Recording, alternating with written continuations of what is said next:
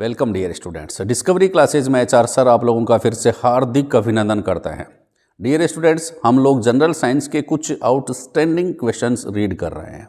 ऐसे क्वेश्चंस जो आपको जनरल साइंस में जनरली नहीं मिलते हैं, आपको वो क्वेश्चंस जो मिलते हैं वो एचआर सर की क्लासेज में मिलते हैं।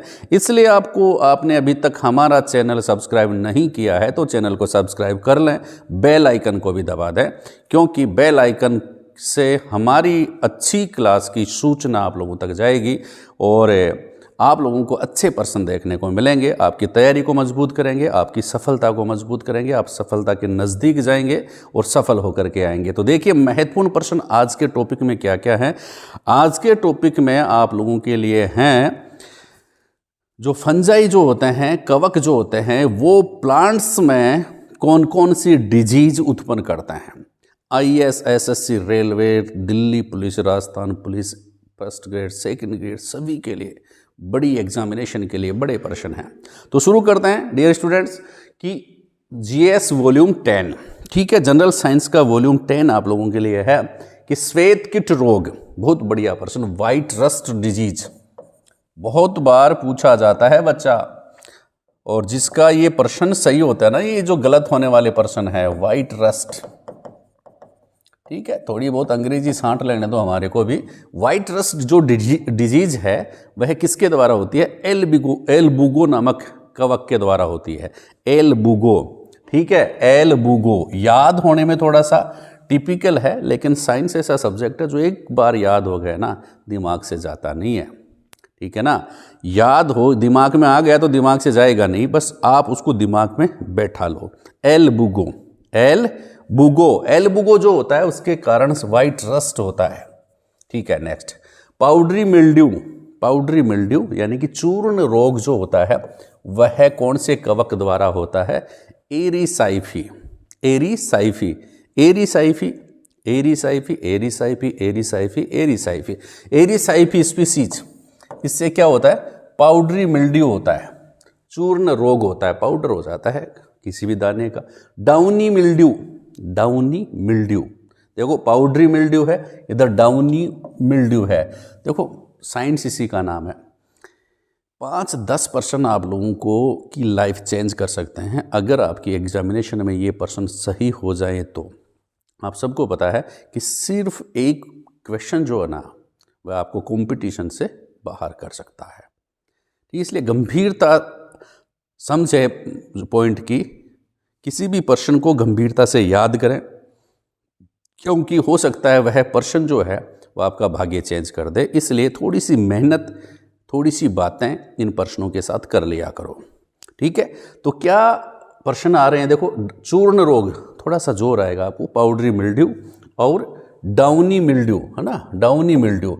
पाउडरी मिल्ड्यू जो होता है वह एरिसाइफी से, आप कह देंगे ये एरा पाउडर, ठीक है, ये रहा पाउडर, एरी पाउडर, और डाउनी परनोस्पोरा, डाउनी मिल्ड्यू परनोस्पोरा, परनोस्पोरा, डाउनी मिल्ड्यू परनोस्पोरा। 2-4 बातें हो जाएंगी, याद हो जाएंगी, बिना बात किए चले जाएंगे, या लाइफ में याद नहीं आएंगे। बात करना ज़रूरी है, चाहे व्यक्तित्व हो या फिर शब्द हो। Next, early blight of potato disease, देखो इंग्लिश में इसलिए लिखा है क्योंकि थोड़ा बहुत जब बड़े एग्जामिनेशन होती है ना उसमें थोड़ा बहुत वेटेज जो दिया जाता है क्वेश्चंस में वो इंग्लिश लैंग्वेज को दिया जाता है। तो और दूसरी बात, जो हिंदी के शब्द जो है ना इनके इंग्लिश वर्ड्स के, वो थोड़े और ज़्यादा टिपिकल हैं, इसलिए मैंने सोचा कि ज़्यादा बढ़िया रहेगा कि आपको इंग्लिश में ही क्यों ना बता दें। तो early blight of potato, early blight of potato easily याद हो जाएगा, अल्टरनेरिया सोलेनाई या अल्टरनेरिया सोलानी, ठीक है, अर्ली ब्लाइट ऑफ पोटैटो। लेकिन ये देखिए लेट ब्लाइट, एक तो अर्ली ब्लाइट है, एक लेट ब्लाइट है। तो late blight super duper important person है, ये देखना आप। लेट ब्लाइट ऑफ पोटैटो जो है ना ये सुपर डुपर पर्सन है, बहुत बार एग्जामिनेशन में मिलता है, ये आपको SSC में, IAS में, RAS में, सब में मिलता ज़रूर है, क्योंकि सुपर डुपर इंपॉर्टेंट है, बहुत इंपॉर्टेंट पर्सन है। क्यों? क्योंकि इस डिजीज़ के कारण आयरलैंड में 1845 में भयंकर अकाल पड़ा था। कौन सी डिजीज के कारण? लेट ब्लाइट ऑफ पोटैटो, आलू की, जिसको कहते हैं पछेती अंगमारी रोग, ठीक है, जिसके कारण पूरी आलू की फसल जो है बर्बाद हो जाती है। अगर कोई किसान आलू पे डिपेंड हो और वहाँ पर आलू की पूरी फसल डिस्ट्रॉय हो जाए, नष्ट हो जाए, तो क्या कहेंगे उसको? हम क्या कहेंगे? अकाल पड़ना कहेंगे।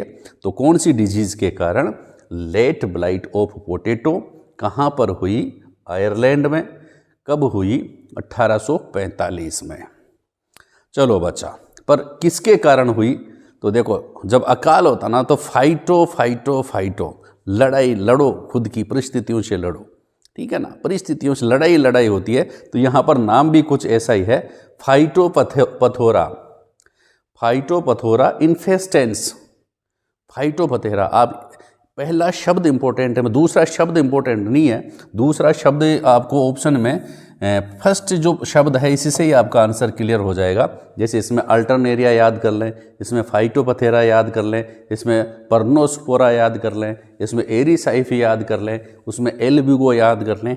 पहला शब्द जो होता है ना, इनका वंश का होता है, और दूसरा शब्द जो होता है इनके नाम में, वह उसकी स्पीसीज को बताता है, ठीक है। ये कैरोलस लीनियस की दी नाम पद्धति के अकॉर्डिंग इनका नामकरण किया जाता है। हर कोई नाम नहीं रख सकता, ठीक है। कैरोलस लीनियस की दी नाम पद्धति है, उनके अनुसार इनके नाम रखे गए हैं और पूरे विश्व में इन्हें इन्हीं नाम से जाना जाता है। ऐसा नहीं है आपका घर का नाम टीलिया है, बाहर जाके ताराचंद कह देंगे, ठीक है, ऐसा नहीं है। पूरे वर्ल्ड में एक ही नाम जाना जाएगा, ठीक है। तो ये फाइटोपथेरा जो है ना, यह है पूरे वर्ल्ड में जाना जाता है। कौन सी डिजीज होती है? Late blight of potato. Next देखेंगे, गन्ने का लाल गलन रोग। अरे वाह भाई वाह, ये भी बहुत बढ़िया प्रश्न है। आप जाते हैं ना जूस पीने कि मेरे को गन्ने का जूस पी ले, ठीक है। तो गन्ने का जूस आप पीने जाते हैं तो जनरली आपने देखा होगा, जनरली क्या लगभग सभी गन्ने वालों के पास इस प्रकार का गन्ना मिलता है कि उसकी जड़ें जो होती है ना, जड़ें लेकर के 3-4 जो पेलियाँ होती हैं वहाँ तक लाल लाल गन्ना होता है, ठीक है। और वो ख़राब होता है, वो अपने लिए पीने लायक नहीं होता, लेकिन अपने को उसी का जूस बना करके पिला दिया जाता है और हम थोड़े थोड़े स्वस्थ होने की बजाय बीमार पड़ जाते हैं। तो क्या कौन सी डिजीज़ है उसको आप पहचानिए। और गर्मियों में जो एग्ज़ाम होती है ना, उनमें तो ये प्रश्न जरूर पूछा जाता है बच्चा, क्योंकि लोग ध्यान नहीं देते हैं, ध्यान देना जरूरी है। गन्ने का लाल गलन रोग, red rot of sugarcane, red rot disease of sugarcane, गन्ने का लाल विगलन रोग कौन से कवक के कारण होता है?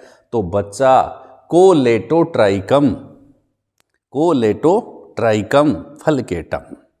बोलने से दिमाग में फिट हो जाता है, बोलो तो सही, कोलेटोट्राइकम फलकेटम, कोलेटोट्राइकम फलकेटम, ऐसे है ना, बोलेंगे तो याद जरूर होते हैं। कोलेटोट्राइकम फलकेटम, ये उस कवक का नाम है जिसके कारण गन्ने का लाल विगलन रोग होता है। गन्ने का लाल विगलन रोग होता है। बहुत बार बड़े लेवल के एग्जामिनेशन में, आईएएस में, फर्स्ट ग्रेड में, नेट में, जेआरएफ में, दिल्ली पुलिस में, सब एग्जामिनेशन में ये प्रश्न पूछा जा चुका है और पूछने की संभावना आगे भी उतनी ही बनी रहती है, ठीक है। नेक्स्ट देखिए, गेहूं का कीट रोग, बड़ा शानदार प्रश्न है। गेहूं का कीट रोग, ठीक है, काला कीट रोग है ना। काला कीट रोग जो होता है वह किसके कारण होता है? Rust disease of wheat, rust disease of wheat, पूरी फसल डिस्ट्रॉय हो जाती है उसके कारण। तो किसके कारण होता है? देखो, गेहूं को याद करना है तो पक्षियों को याद रखना पड़ेगा, क्योंकि आजकल पक्षी भी गेहूं ही खाते हैं। पक्सीनिया ग्रेमिनस होता है वैसे नाम, लेकिन यहाँ पर आपको पक्सीनिया ही याद रखना है। गेहूं का कीट रोग किसके कारण होता है? पक्सीनिया, पक्सीनिया, पक्सीनिया याद रह जाएगा, गेहूं का कीट रोग। फिर देखिए कि कंड रोग, स्मट डिजीज, कंड रोग, बाली रोग, स्मट डिजीज, स्टिलेगो कैंडिडा, अस्टिलेगो कैंडिडा याद होता है, अस्टिलेगो। ठीक है, कंड रोग और कंडे अस्टिलेगो, हाँ चोमू की तरफ बोल देते हैं भैया, कंडे अंडे बंडे। तो कंड रोग, अस्टिलेगो याद नहीं होता तो अस्थिलेगो, अस्थि तो जानते हो हड्डियां, कंडे अस्थिलेगो है ना, कंड रोग अस्थिलेगो स्पीशीज के द्वारा होता है। बहुत बढ़िया, एक और महत्वपूर्ण प्रश्न है, मूंगफली का टिक्का रोग, मूंगफली का टिक्का रोग। ठीक है, आप बस में जाते हैं ना, मूंगफली ले ही लेते हैं, कहीं जाते हैं भाई 10 रुपये की 20 रुपये की मूंगफली देखो दे देना, क्योंकि मूंगफली को शॉर्ट जो निक नेम है ना उसको टाइम पास भी हम कह देते हैं, ले लेते हैं ना।